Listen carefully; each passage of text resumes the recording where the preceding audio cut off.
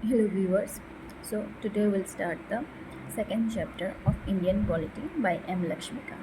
So this is the making of the constitution. How our constitution is being prepared. So let's read together. It was in 1934 that the idea of a constituent assembly for India was put forth for the first time by M. N. Roy, a pioneer of communist movement in India and an advocate of radical democratism. So, the idea of constitution assembly was first proposed by M. N. Roy in 1934. It is very important. Sometimes in multiple choice question, this question also comes. So he was a communist, pioneer of communist movement and advocate of radical democratism. In 1935, the Indian National Congress, for the first time, officially demanded a constituent assembly to frame the Constitution of India. So, 1935, the Indian National Congress, it first time proposed the demand for organizing a constituent assembly which will frame the constitution for our independent India. In 1938, Jawaharlal Nehru, on behalf of the INC, declared that the Constitution of Free India must be framed without outside interference by a constituent assembly elected on the basis of adult franchise. So in 1938, Jawaharlal Nehru himself proposed in the INC that the Constitution of Free India should be made by the Indians only and there should not be any outside interference, and the members of that constituent assembly should be elected on the basis of adult franchise. The demand was finally accepted in principle by the British government in what is known as the August Offer of 1940. So this demand, which was put forward by Jawaharlal Nehru on behalf of INC, was finally approved by the British government and is known as August Offer in 1940. In 1942, Sir Stafford Cripps, a member of the cabinet, came to India with a draft proposal of the British government on the framing of an independent constitution to be adopted after World War II. So in 1942, this name is very important, Sir Stafford Cripps. He was a member of the cabinet of British cabinet. He came to in India and with a draft proposing a proposal of the government India for framing the constitution of independent India to be adopted, independent constitution to be adopted after the Second World War.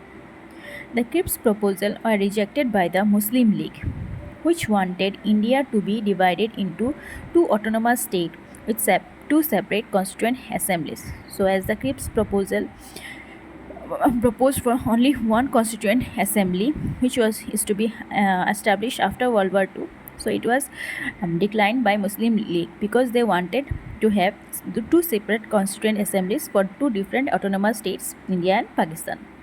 Finally, a cabinet mission was sent to India. So all of us we know about the cabinet mission. This is a very important part of our modern history, cabinet mission. So you can read it from your modern history books. We'll not go through the discussion of this cabinet mission because it is not a part of the Indian polity. Basically, it is a part of modern history, so you can read from there only. So finally, a cabinet mission was sent to India. While it rejected the idea of two constituent assemblies, it put forth a scheme for the constituent assembly which more or less satisfied the Muslim League. So the proposal made by the cabinet mission was accepted by Muslim League ultimately, though it did not put forward for setting up two different constituent assemblies, but it was something that satisfied the demand of the Muslim League, so they also accepted it. So next, composition of the constituent assembly. So the constituent assembly that is going to be made. So what are the composition of that assembly? The Constituent Assembly was constituted in November 1946 under the scheme formulated by the Cabinet Mission Plan. So it was formulated under the scheme proposed by the Cabinet Mission Plan, and it started its working from November 1946. So it is very important. The features of the schemes were The total strength of the Constituent Assembly was to be 389. So, the total number of members of the Constituent Assembly was decided to be 389. Of these, 296 were to be allotted to British India. So, 296 members of the seats will be allocated to the British India, those provinces that are directly run by the British. 93 seats to the princely states. So, some other provinces which are run by under princely states, so they will get representation of 93 seats. Out of the 296 allotted to British India, 292 members were to be drawn from the 11 governor provinces. So total 296 are there for British India, and out of that 292 members were to be drawn from 11 governor provinces. So they had 11 governor provinces which are run by the under governor, and 4 from the chief commissioner provinces, 1 from each. So here it is given, I have underlined, circled it as a point number 2 and point number 3. So you can go back to the pages and see what do you mean by the governor provinces and the chief commissioner provinces. So if we want to see, we can go back to the back page of this chapter, where we'll get some references. So here, so governor provinces, this include Madras, Bombay, UP, Bihar, central provinces, Orissa, Punjab, Northwest Frontier Province, Sindh, Bengal and Assam. So these were ruled by under the governor. And then there are chief commissioner provinces, 4 provinces were there. These include Delhi, Ajmer, Mewar, Coorg and British Balochistan. So now we get an idea about the different provinces run by the governor and the chief commissioners. So each province and princely state or a group of states, in case of small states, were to be allotted seats in proportion to their respective population. So they will be given seats in respect to the population of the province. Roughly 1 seat was to be allotted for every million population. So this is also the same thing that we follow now. So 1 seat was allotted for every 1 million population. Seats allocated to each British provinces were to be decided among the 3 principal communities, Muslim, Sikh and General, all except Muslim and Sikh. So there will be 3 categories, communities for whom the seats will be allocated. Those are Muslim, Sikhs and General. So in general, we'll exclude the Muslim and Sikh in proportion to their population. The representatives of each community were to be elected by members of that community in the provincial legislative assembly. So the representatives of the particular community will elect the members of that community into their provincial legislative assemblies, and voting was to be by the method of proportional representation by means of single transferable vote. So this is the method that we follow for the election of president nowadays, proportional representation by means of single transferable vote. So this process was given for the representation of legislative assemblies during that time. The representatives of princely states are to be nominated by the heads of the princely states. So whoever the representatives from the princely states were to be nominated by the head of the princely state, by the king or the prince. It is thus clear that Constituent Assembly was to be partly elected and partly nominated body. So here the members will be either elected or nominated. Moreover, the members were to be indirectly elected by the members of the provincial assemblies. So the members will also be indirectly elected by the members of the provincial assemblies, who themselves are elected on limited franchise. So some of the members can also be elected by the provincial assemblies, who are elected by the limited franchise. तो जो members legislative assembly में चुन के आए थे, वो members जाके constitution assembly के मेंबर्स को भी इलेक्ट कर सकते थे.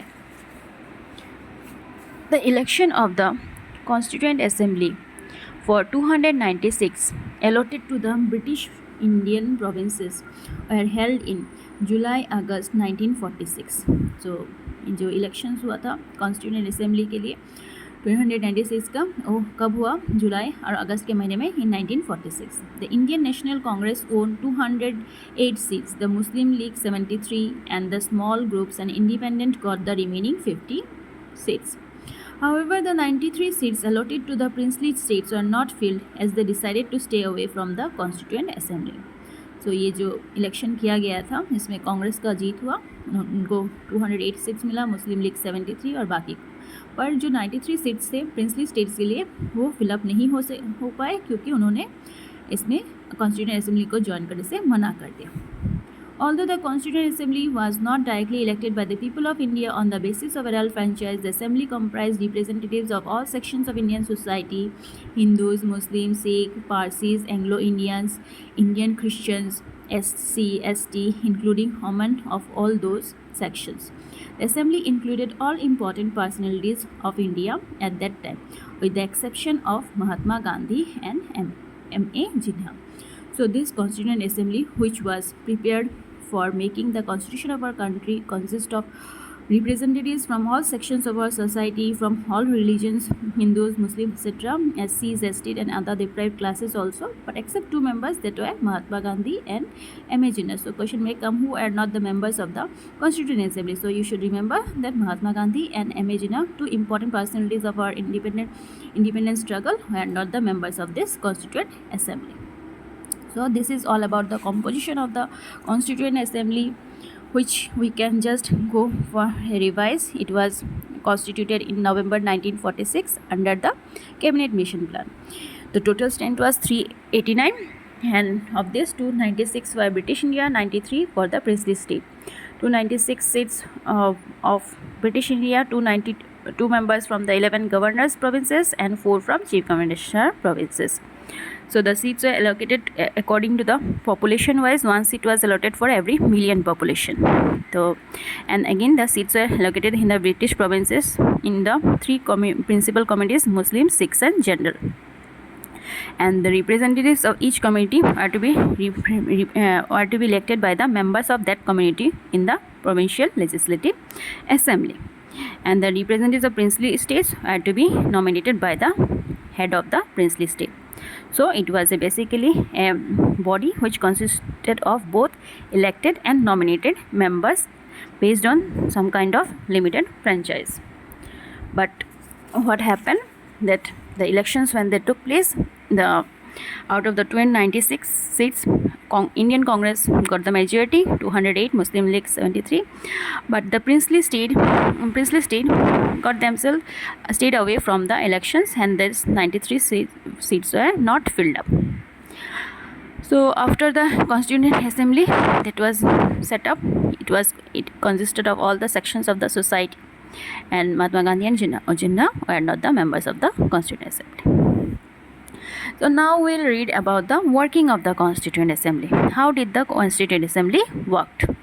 The Constituent Assembly held its first meeting on December 9, 1946. It is also important whenever you are going for MCQs or for writing subjective answers on Constituent Assembly, you have to remember this, that the Constituent Assembly's first meeting was held on December 9, 1946. The Muslim League boycotted the meeting and insisted on a separate state of Pakistan. So the Muslim League, as it is was nature, it insisted that a separate state of Pakistan should be made, and so they boycotted the meeting. They did not attend the meeting. The meeting was thus attended by only 211 members. So out of the total 296 of the British India, only 200, you can see total members was 389, but as 93 members of princely state did not attended the elections, and majority seats are owned by the Congress, so and the Muslim League boycotted, and only 211 members were present in the first meeting. Dr. Sachinananda Sinha, the oldest member, was elected as the temporary president of the assembly following the French practice. So, who was elected as the temporary president of assembly? His name was Dr. Sachinananda Sinha, and it was based on French practice of electing the oldest member as the as the president of any assembly. Later on, December 11, 1946, Dr. Rajendra Prasad and H.C. Mukherjee are elected as the president and vice president of the assembly respectively. So this is important. So who was the president of the Constituent Assembly in 1946? So it was Dr. Rajendra Prasad, and H.C. Mukherjee was elected as vice president of the assembly.